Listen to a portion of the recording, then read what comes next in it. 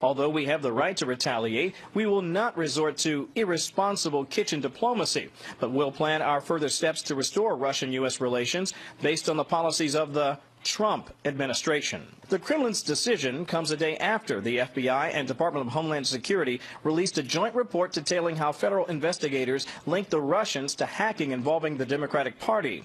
The 13-page report describing tools used by the Russians to, quote, compromise and exploit networks and endpoints associated with the U.S. election, as well as a range of U.S. government, political, and private sector entities. While the document provided little in the way of forensic proof to confirm the government's attribution, it did lay the groundwork for Mr. Obama's response. But critics worry the diplomatic fallout could have major ramifications on America's standing in the world. The world looks at our country to have peaceful and a productive and a smooth transfer of power. This type of nonsense is what I would expect from a tin pot dictatorship that just became a democracy and can't make the democratic system work. America demands better. I think it's clear it cannot be business as usual, that this was a serious attack against our country, against our democratic system. I think the president has taken steps. We're still trying to evaluate it to see exactly what impact it will have on Russia. We could do more. Just how the Trump administration handles the Russians and the sanctions imposed by the Obama White House remains to be seen. But White House officials are warning against straying too far from convention. If the next administration wants to lift sanctions against senior Russian intelligence units to make it easier for them to interfere in our elections, you can go ahead and do that. We just don't think that makes much sense. And the PR battle continues even into tonight, Shannon, with Vladimir Putin saying it was regrettable that the Obama administration would end in this manner, but he nevertheless sends his New Year greetings to both the Obama and Trump families. Shannon? All right, Kevin. Well, we also heard a bit of news on the domestic front today, apparently out of the White House. The president, it seems, has a meeting planned with House Democrats next week. What's that about?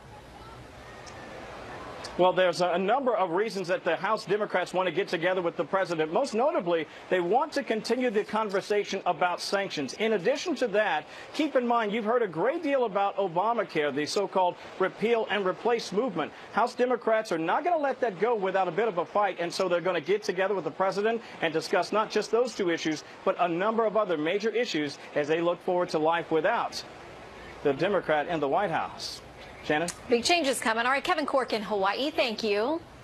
And President Obama talking tough with Russia, but today Donald Trump showed there could be a major shift in policy towards Russia just 3 weeks from now when he takes the oath of office. Correspondent Peter Ducey reports from Florida tonight about what could be a major reset with Russia in the new year. The current president is punishing Putin, but the next president is praising him, tweeting about the Russian leader's pledge not to retaliate against the U.S. until he sees how the Trump administration treats him, saying, quote, great move on delay by V. Putin. I always knew he was very smart.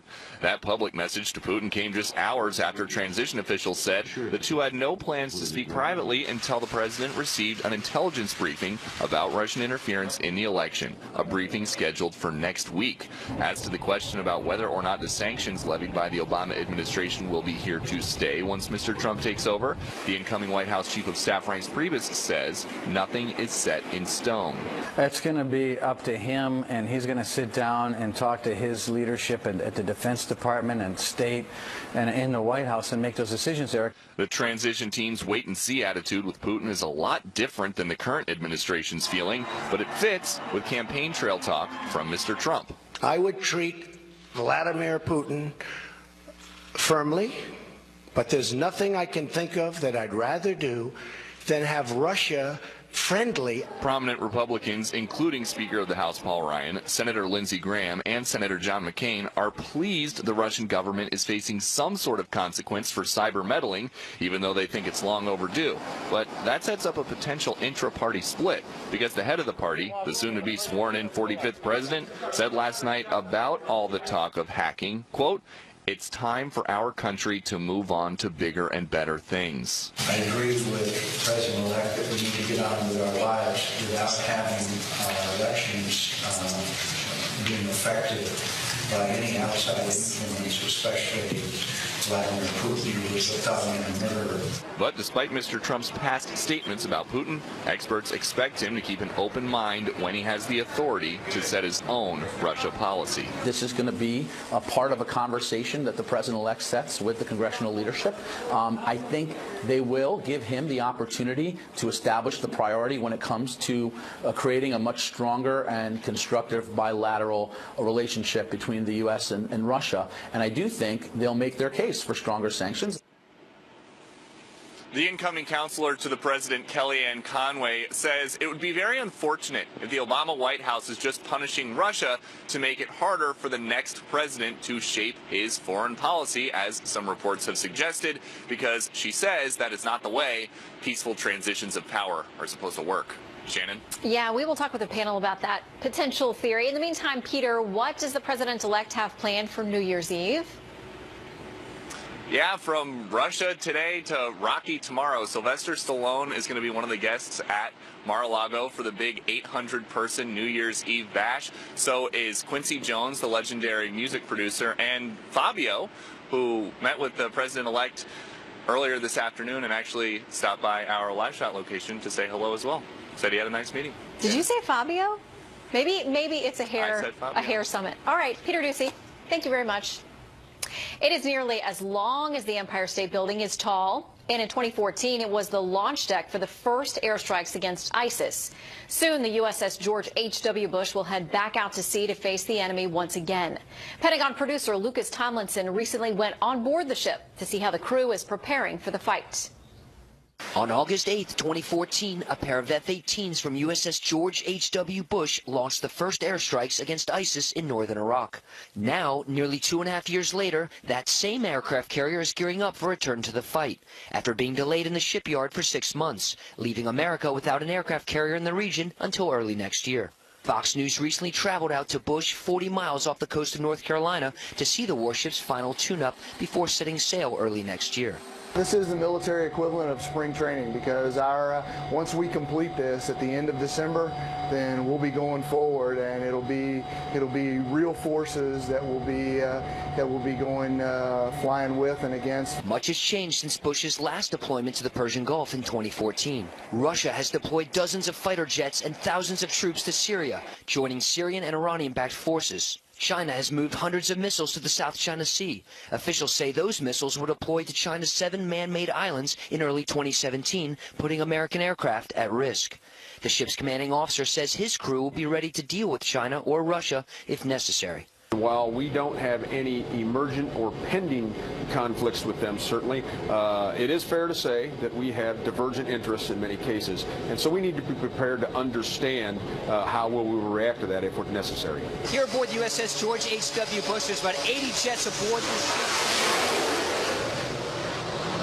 Air Wing and sailors aboard are taking part in their final exam before taking off for the Persian Gulf and future strikes against ISIS. The U.S. military and its allies have conducted over 17,000 airstrikes against ISIS, but will have to do without the services of an aircraft carrier for now, after USS Eisenhower returned to Norfolk today, following a 7-month deployment to the Middle East. And while the focus of the U.S. military remains on ISIS, that doesn't mean 3 months or 6 months from now that will be the priorities for our country. So we have to be ready to execute anywhere, anytime, any mission. Aboard the ship, 18 to 22-year-old men and women are working 14 hours a day on the flight deck with very little rest. And all this is just training before deploying in the coming weeks. Shannon? Our thanks to them and their families. Lucas, thank you so much. A countrywide ceasefire that went into effect at midnight in Syria seems to be holding, despite some minor violations. Tonight, reporter Kitty Logan looks at what this could mean for a possible peace deal. On the front lines, opposition fighters watch and wait. These Free Syria Army rebels have welcomed the ceasefire, but the reality for them is that this war isn't likely to be over yet.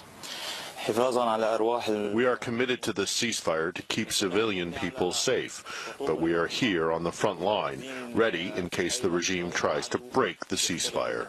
The ceasefire is largely holding.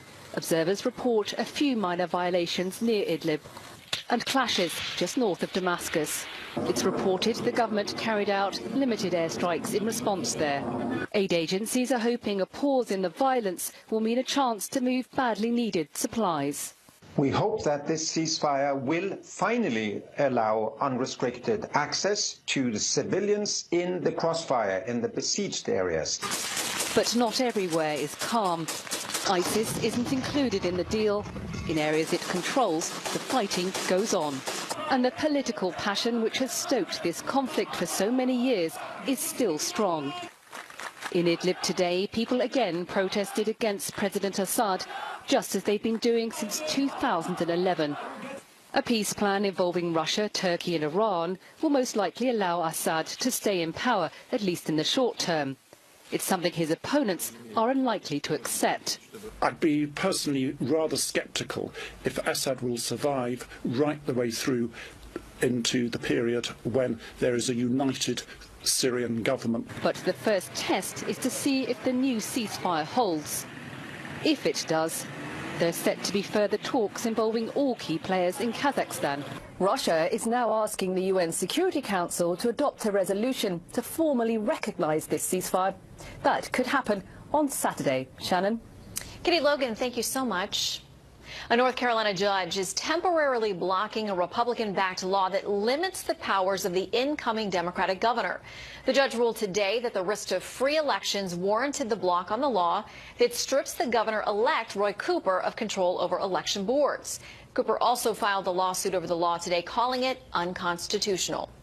Well, the markets fell on the final day of trading in 2016. The Dow dropped 57. The S&P 500 was down 10.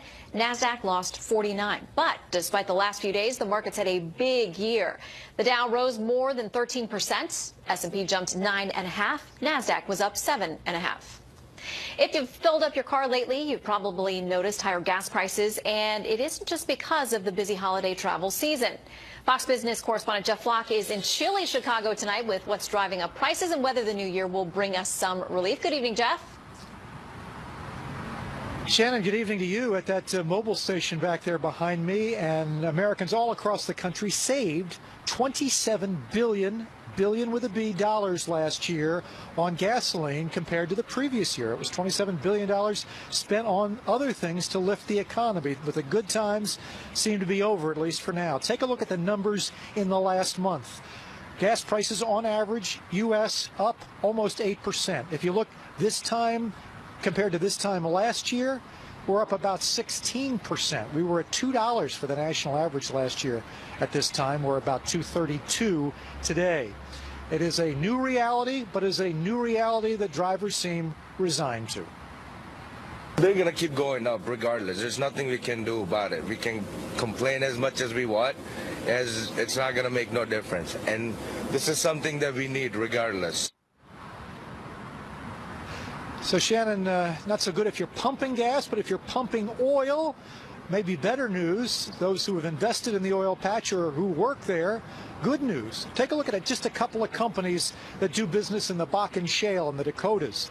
A company like Halliburton or Whiting Petroleum, both of those up double digits over the course of the past 3 months. Their stock, that is. So good news there. Where do we go from here? Well, we talked to our friends at GasBuddy.com today, who tell us they think 20 to 40% or 40 cents more in the coming year in terms of a rise in gas prices. So not a dramatic increase, but a little bit of that dividend that we got this year, maybe not so much next year. Shannon. All right, Jeff Flock, thank you so much for updating us. The head of an agency supporters say is designed to protect you is under scrutiny for possible past transgressions. Republican lawmakers are looking into the leadership of Richard Cordray as they look for a possible opening to push him out of the Consumer Financial Protection Bureau. But as chief political correspondent Carl Cameron reports, removing Cordray isn't going to be easy. President-elect Donald Trump and Republicans are planning big changes for the Consumer Financial Protection Bureau, created after the 2008 financial collapse to protect borrowers from predatory lending, arguing it has instead stifled growth with overzealous government regulation. This is an agency that is taking a very wide stance on its power, really trying to expand its authority, and you have this one person at the head of it who's running all of it. President Obama, in his first term, named Richard Cordray director of the CFPB. GOP. Republicans want to dump him. A possible GOP replacement candidate is Texas GOP Congressman Randy Neugebauer, a staunch Cordray critic. But some Republicans want to replace the director position with a fairer bipartisan governing commission. In more than 60 appearances before Congress, Cordray argued lending is growing, not slowing, and consumers are better off because of it. The mortgage market has been expanding briskly for 2 years now since our major rules took effect. The credit card market has greatly improved with strong consumer protections, better industry performance, and increasing customer satisfaction. Republicans have a diametrically opposing view. There's now growing concern that despite the Bureau's mission, its rules and regulations actually restrict access to credit, increase costs, and deny financial products to the consumers who need them. The GOP chairman of the House Financial Services Committee, Jeb Hensarling of Texas, has drafted legislation to restructure the CFPB. Consumer advocates accuse the GOP of trying to court Wall Street by lifting regulations designed to protect Main Street. Lisa Gilbert works for Public Citizen, founded by Ralph Nader in the 70s. I expect ongoing attacks. A huge part of that is the huge power of Wall Street and the money they pour into the political system. There's a reason why they don't want to be regulated. They want to have free reign, but it's not a reason that's good for Main Street Americans. It's good for their bottom line. As part of his plan to make America great again, the president-elect has promised to improve everyone's bottom line. Doing it simultaneously for both lenders and borrowers is going to be a big part of next year's reform battles. Shannon? All right, Carl Cameron, thank you very much. Up next, horrific 2016 statistics for Chicago. First, here's what some of our Fox affiliates around the country are covering tonight. Fox 10 in Phoenix, where residents had to steer clear for a while as 3 bulls got loose in a Glendale neighborhood. One of them, you can see, they're even trying to tussle with a truck. The bulls roamed around free for about an hour until their owner was able to wrangle them back home. Fox 8 in Cleveland, where the search continues for a plane that disappeared over Lake Erie Thursday night. Airport officials say the 3 adults and 3 children on board the plane had just attended a Cleveland Cavaliers game. No word on what might have led to that disappearance. And this is a live look at New York from Fox 5 as all of the Big Apple is preparing for the biggest party in the nation. The ball is up. The countdown is set. And extra security will be on hand as they expect 2 million revelers to get ready to ring in 2017 in Times Square. Fox News Channel, of course, will also be there. Our All-American New Year airs on Saturday night, starting at 11 p.m. That is tonight's live look outside the Beltway from Special Report. We will be right back.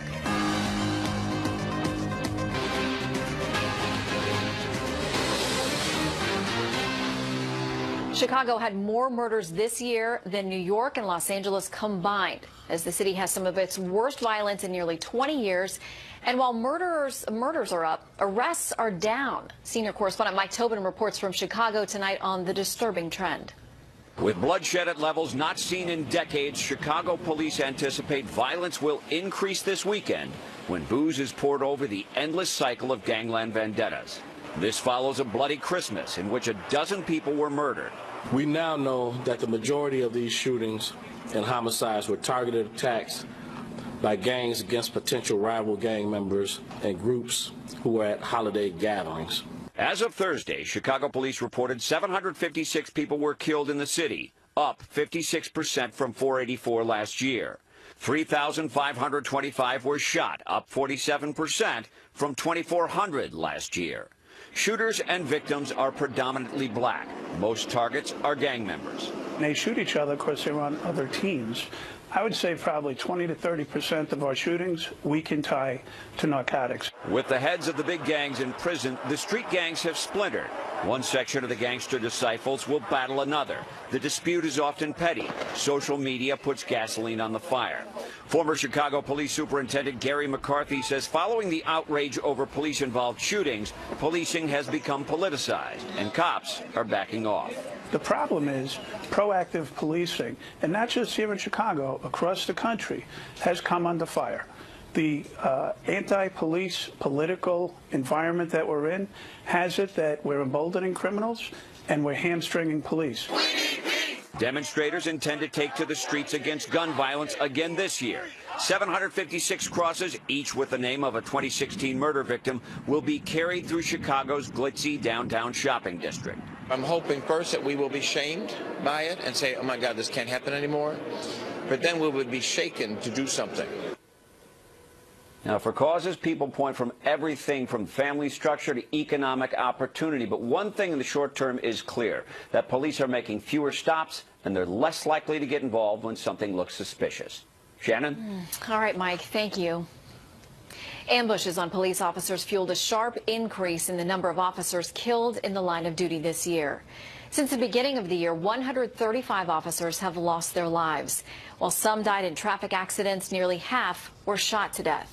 Both Texas and Georgia lost 7 officers to gun violence this year.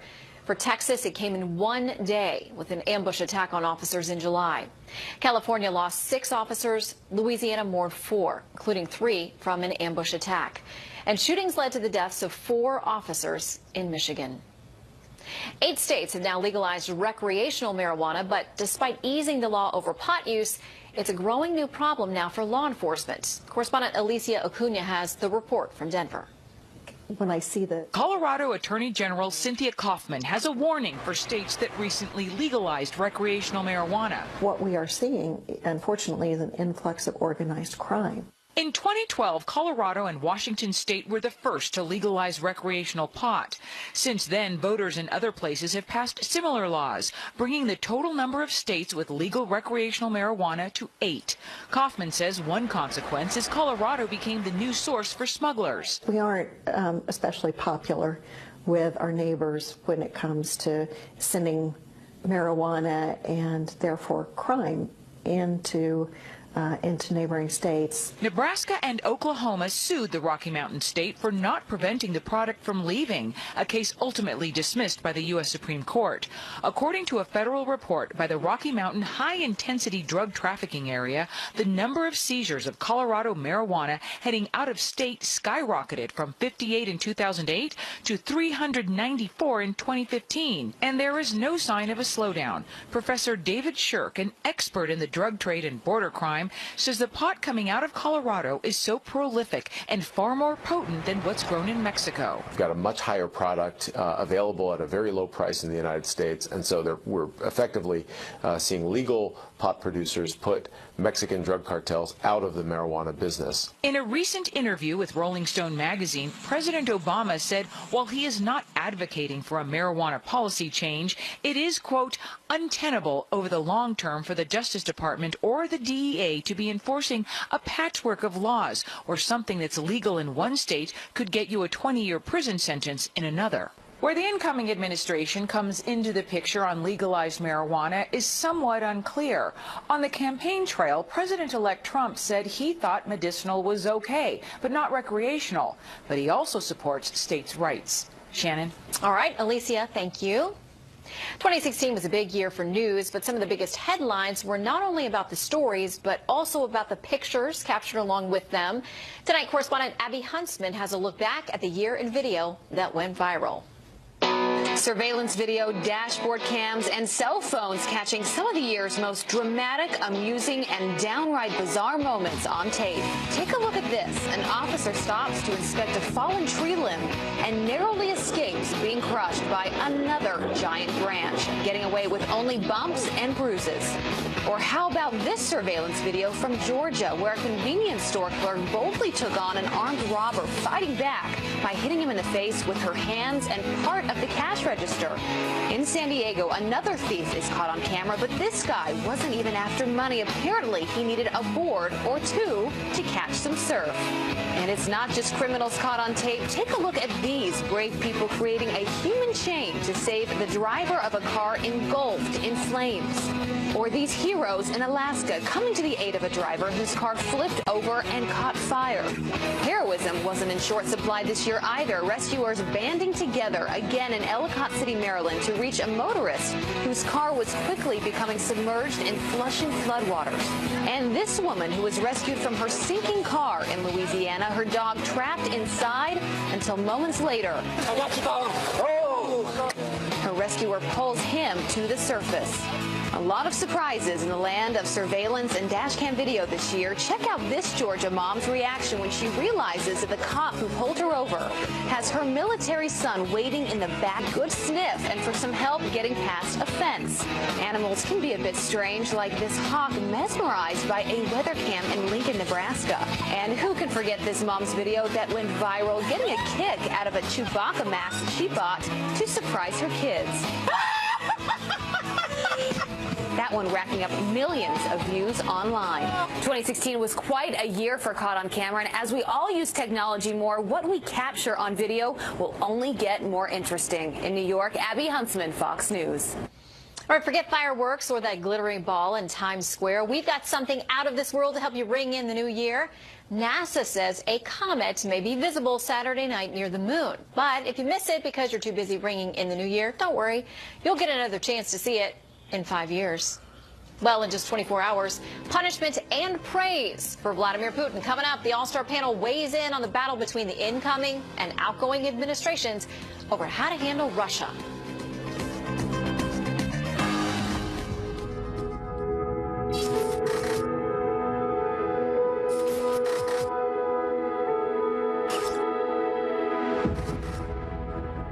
Some big wild swings on the Dow. Massive government ramping up the fight against ISIS is a monster storm. The fight over the balance of horrifying attack could have been just getting started as this news is. There is an uprising. We have had a lot of news breaking. We'll stand up. We're not afraid. We consider these sanctions completely unsubstantiated, unreasonable, and very detrimental to the bilateral relations between two neighbors, between the United States of America and the Russian Federation.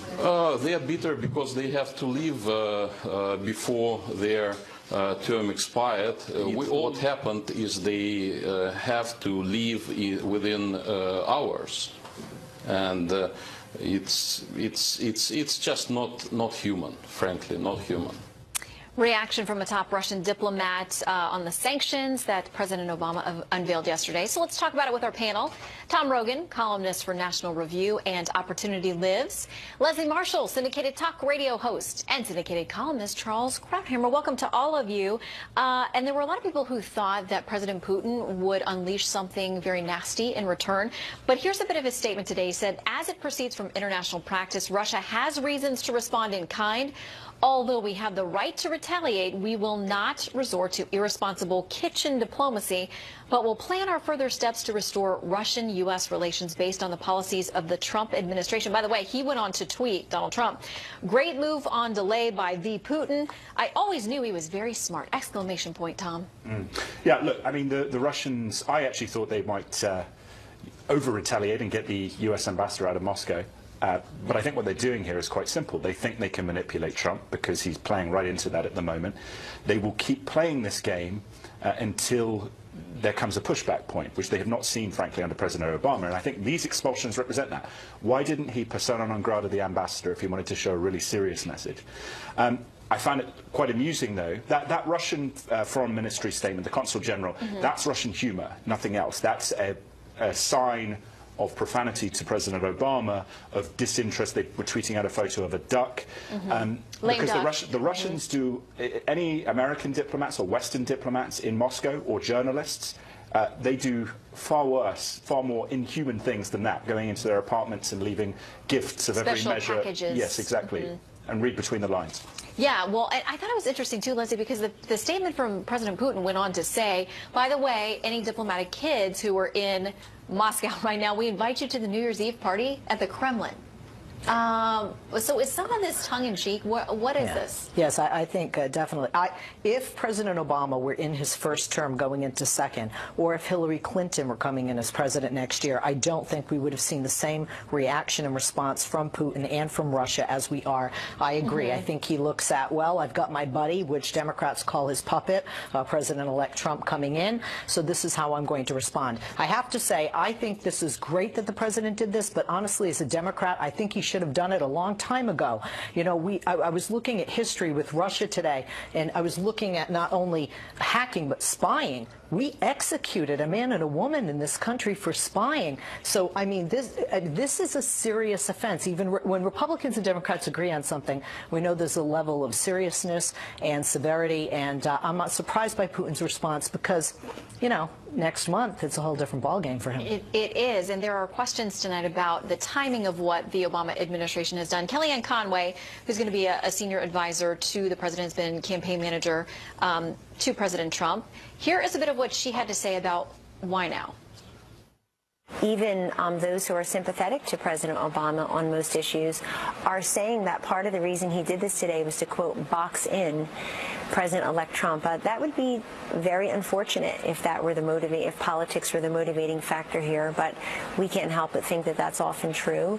Even the New York Times characterized it as such, that this may be an attempt to box him in to see what he'll do as president. That's not the way that peaceful transitions of administrations work in our great democracy. Charles, how much do you think what President Obama did is about Putin versus being about Trump? Well, I think it's both. It was a twofer for him, but I think it's become rather farcical. Putin is showing his complete contempt for Obama, the way he kind of laughs it off. He decides that this is so trivial he isn't even going to retaliate, which is the normal thing you do. I love the way he invites American diplomatic kids to the Kremlin. I mean, what kid doesn't dream of a New Year's party at the Kremlin? What American kid doesn't? I mean, Trump, I think, has sort of played into it, and by congratulating Putin. But it's a smart move on the part of the Russians. You put no pressure on Trump, so you give him the option to drop the sanctions. But this is a complete distraction. These sanctions are meaningless. The only ones that matter, and even those sanctions are not that severe, are the ones that were imposed on Russia because of Ukraine. The two leading candidates for the French presidency next year are both opposed to those sanctions. Those sanctions are on their last legs, and that's, if you're worried about sanctions and Russian aggression, that's where the focus ought to be. These are going to be temporary sanctions on Russia for a few weeks. Maybe Trump will keep them, but as soon as they're in agreement on anything, some kind of trivial nuclear deal or something, the dropping of the sanctions will be a part of that, and this will be a distant memory. Well, and Tom, what kind of situation does this create for incoming President Trump with, as Leslie noted, there is bipartisan support for taking more serious action against Russia, for potential special select investigations into exactly what they did or didn't do with respect to the election. And now he walks in with praise of Putin, with saying it's time to move on with our lives.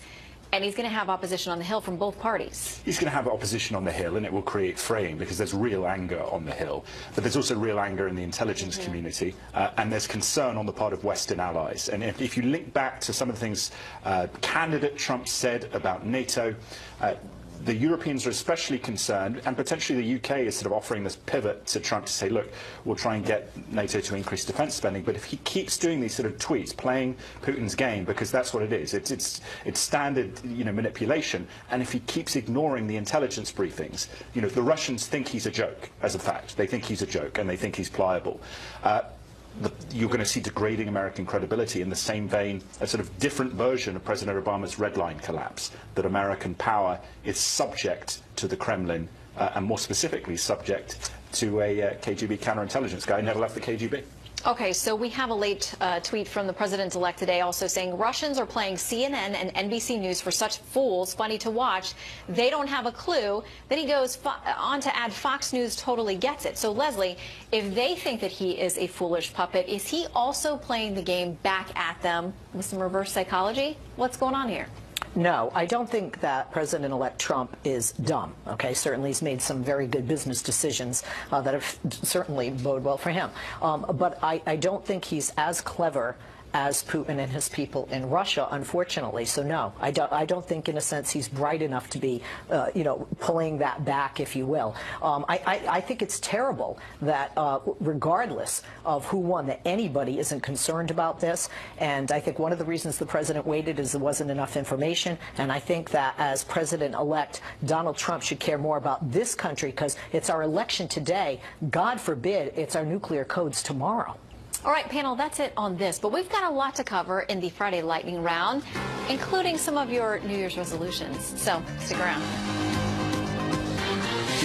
The agreements that have been reached are, of course, fragile and need special attention and accompaniment for them to be preserved and developed. But nevertheless, it's a notable result of our joint work. I would like to express the hope that when Donald Trump's administration comes on duty, they would also be able to join these efforts. Chatter there about the Syrian ceasefire. We're back with our panel. Charles, I'll start with you because it's notable that the U.S. had nothing to do with the talks that led to the ceasefire, but Russian officials are now talking about bringing Trump into the fold once he's sworn in. Continuing story of Russians showing their contempt for the Obama administration. We are not even invited to the talks that will be in Kazakhstan. In the past, when there was a dispute in the Middle East, the conferences were held in Washington or under the auspices of the U.S. We aren't even there. Look, the most important thing here is that this ceasefire, to the extent that it holds, is not a result of clever diplomacy. So what the Romans call the peace of the grave. The rebels were dealt such a huge defeat in Aleppo, they are in no position to carry on the fight in the same way as before. This is a Russian victory. The mantra out of this administration always was, you can't solve a civil war militarily. The answer is you can. Well, Leslie, there are some notable terror factions that are not part of this ceasefire as well. Yes, ISIS and Al-Qaeda, or the Al-Qaeda branch in Syria. And as you know, that's a part of the problem. I mean, if you look at the map of Syria, that's almost a third of part of the problem geographically. And it plays into this almost 6-year civil war, which has led to the millions of refugees that have left Syria. Look, we had 16 airstrikes that came from Assad's military today. I don't call that much of a ceasefire. And I'm not trying to be a pessimist, but even Putin just said that this is fragile at best. So I'm not, look, the United States says this is a move in the positive move in the right direction. I'm not sure how much of a positive move that is, because even though you have some Islamic organizations that are sitting at this table, two that caused a lot of problems and murder among the Syrian people, are not there and are going to continue to wreak havoc in this region. Tom, how does the Trump administration address Syria? Well, we talk about credibility. This is on the ceasefire is a joke. It plays on Russia and Syria.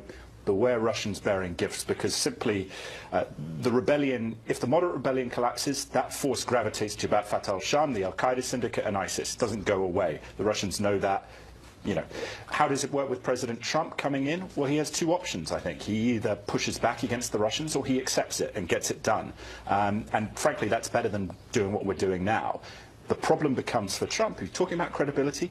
If you acquiesce Syria, the Sunni monarchies, which are traditional American allies, will gravitate towards funding Salafi extremists, because they will never accept Assad, and they will never accept the notion that it's Assad or ISIS. So it's this. It's going to get very messy, I think, very quickly. All right, I want to make sure that we get to economy, our next topic in this lightning round. Here's a bit of what Steve Moore had to say. He's been an advisor, economic advisor to the Trump campaign about why the markets have been responding so well to his election.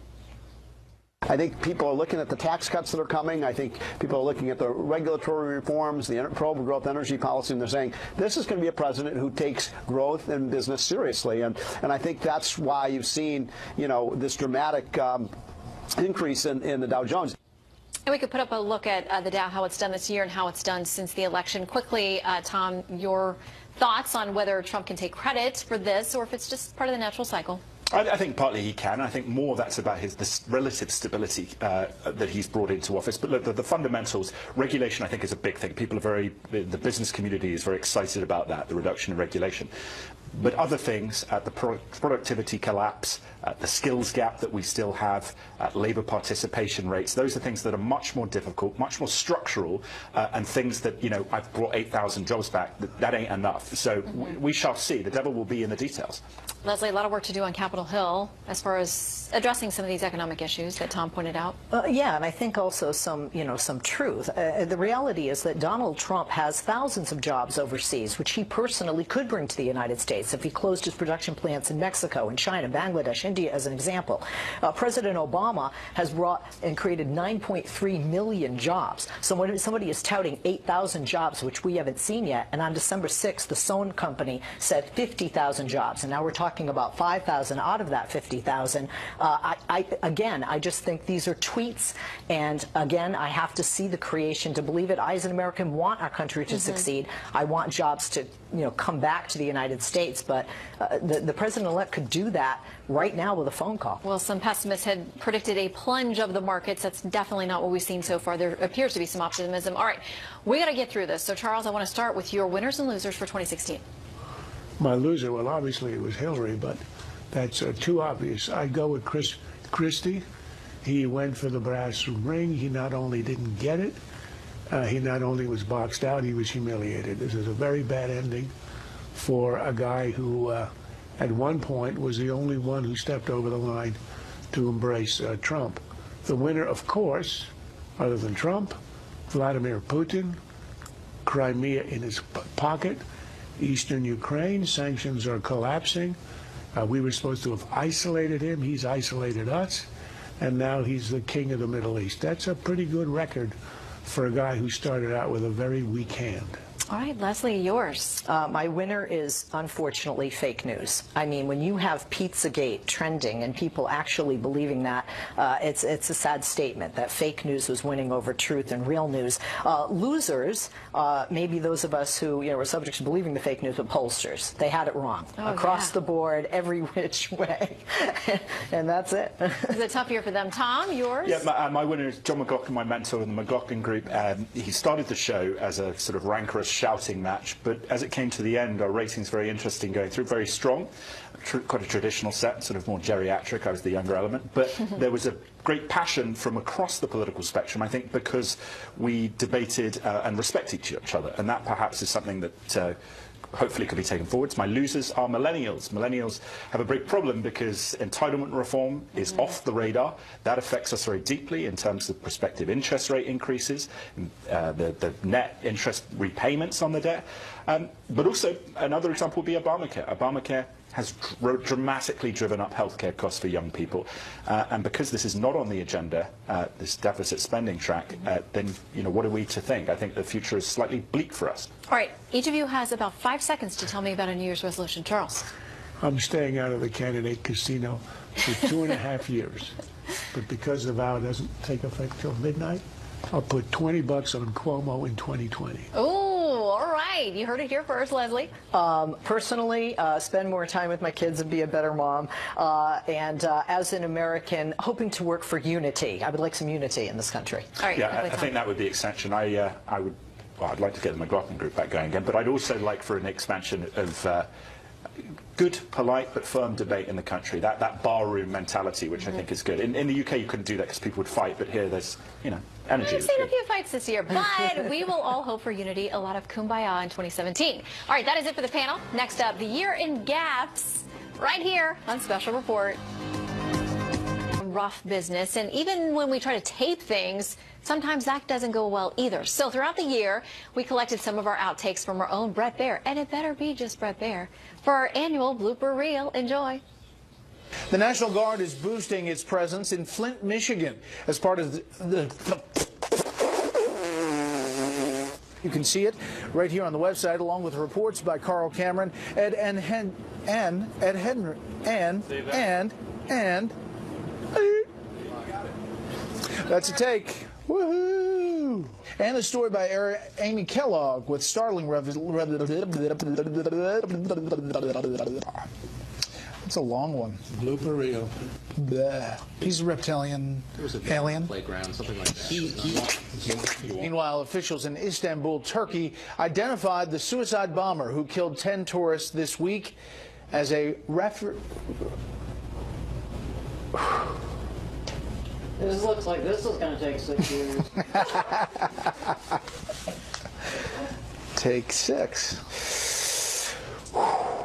Registered refugee, say that. Scroll down a little bit. No, other way. Sorry, up. We'll have all things politics tonight on the panel. There's no panel. So that's thumbs up. Join me for a special report tonight at 6. An update on the little sisters. Little sisters?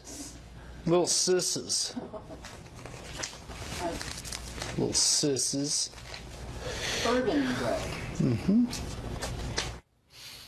He's not even here to defend himself, but the truth is all of us who've been on TV for longer than 5 seconds, we all have our own bloopers of our own. So you won't be seeing those tonight. Anyway, thanks for inviting us into your home. That's it for the final special report of 2016. Good night from Washington. Tucker Carlson tonight with guest host Ed Henry.